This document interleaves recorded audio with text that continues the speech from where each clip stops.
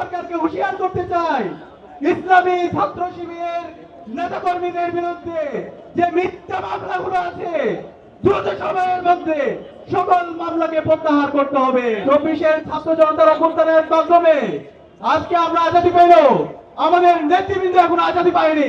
প্রিয় উপস্থিতি, আজকের অনুষ্ঠানের শুরুতে গভীর শ্রদ্ধার সাথে স্মরণ করছি শহীদ আব্দুল মালেক ভাইকে, যার রক্ত আমাদের ঢাকা বিশ্ববিদ্যালয়ের ক্যাম্পাসে লেগে আছে। আজকে ফেসিবাদের সরকারকে বলতে চাই, তোমরা থেকে যাও। শহীদ মালেকের উত্তরসূরিরা আজ সারা দেশে অবস্থান করছে। প্রিয় উপস্থিতি, আজকের অনুষ্ঠানের শুরুতে শ্রদ্ধার সাথে স্মরণ করছি ইসলামী ছাত্র শিবিরের প্রতিষ্ঠাকালীন সভাপতি শহীদ মীর কাসেম আলী ভাইকে, ইসলামী ছাত্র শিবিরের দ্বিতীয় সভাপতি শহীদ কামরুজ্জামান ভাইকে, শহীদ কামরুজ্জামান ভাই সহ আমাদের সকল শহীদ নেতৃবৃন্দকে, যাদেরকে জুডিশিয়াল কিলিং এর মাধ্যমে হত্যা করা হয়েছে।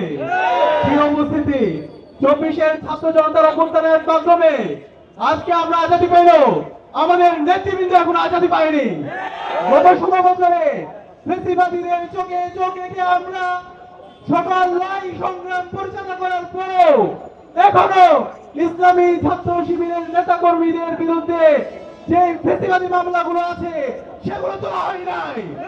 অন্তর্বর্তীকালীন সরকারকে হুঁশিয়ার করতে চাই, ইসলামী ছাত্র শিবিরের নেতা কর্মীদের বিরুদ্ধে যে মিথ্যা মামলাগুলো আছে দ্রুত সময়ের মধ্যে সকল মামলাকে প্রত্যাহার করতে হবে। একনল হ্যান্ড ওয়াশ 100% প্যারাবেন ফ্রি, তাই নিরাপদ হাতের জন্য আস্থা রাখুন একনলে। ইসলামী ছাত্র শিবিরের ঢাকা বিশ্ববিদ্যালয়ের প্রতিষ্ঠাকালীন সভাপতি আমাদের সকলের প্রিয় এটিএম আজহার ভাইকে দ্রুত সময়ের মধ্যে মুক্তি দিতে হবে। আজহার ভাইকে যদি মুক্তি না দেন, ইসলামী ছাত্র শিবিরের সকল জনশক্তি দায়িত্বশীলরা রাস্তায় নেমে অন্তর্বর্তীকালীন সরকারের বিরুদ্ধে আন্দোলন শুরু করবে। সবাইকে প্রতিষ্ঠাবার্ষিকীর প্রোগ্রামে উপস্থিত হওয়ার জন্য আন্তরিক মোবারকবাদ জানিয়ে সবাইকে ধন্যবাদ জানিয়ে আজকের কথা এখানে শেষ করছি। আসসালামু আলাইকুম রহমতুল্লাহ।